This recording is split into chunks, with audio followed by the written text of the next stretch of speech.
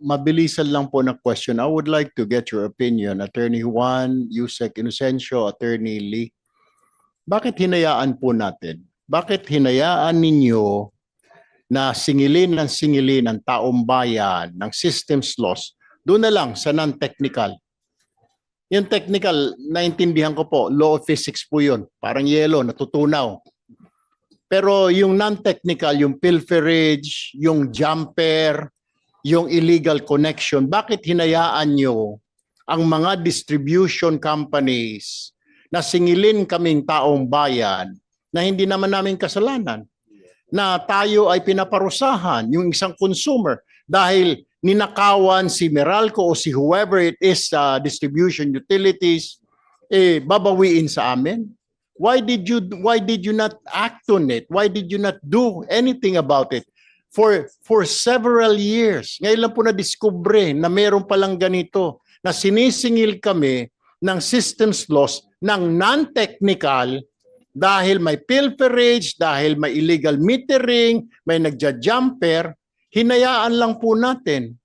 What did we do something about it? Kung hindi pa nabanggit ngayon, kung hindi pa nabanggit sa SONA, kung hindi pa nagkaroon ng hearing itong Committee on Energy last week, hindi natin matatalisod ito. Bakit po nahinayaan natin? Parang we renege on our duties, di po ba? Dapat ho, trabaho nyo po ito na, teka muna, bakit nyo sisingilin distribution utility sa mga tao sa kapalpakan ninyo? Nag-illegal metering, nag-jumper, sisingilin nyo itong consumer na ito, paparusahan nyo itong consumer. Why is that? Why did we just let it go for several years? Can you explain that, Attorney Juan? Gaya po ng nasabi ko, Mr. Chair, ito pong pagkakaroon natin ng system loss cap ay nagsimula at nababatay doon sa Anti-Pilferage Act noong 1990s pa. Ito yung RA 7832.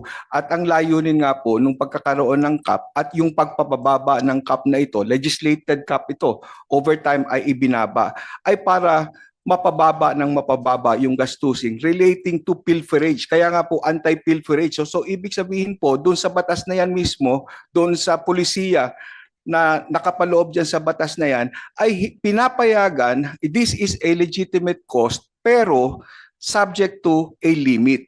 At ito nga po ang aming tinutukoy ngayon sa pag-aaral ng kung ano yung nararapat na cap, bagong cap, kung itong para sa non-technical loss ay totally pwede na nating ma-zero ang cap para dito, nang sa ganon ay wala na po talaga magiging recovery. Thank you. Ito po yung hinahanap natin ng komite na ito. Siguro unahin na po natin itong non-technical, itong mga pilferage, illegal metering, tampering. Wag na hong isingil sa mga kababayan natin, pati yung VAT na ito. Ano po?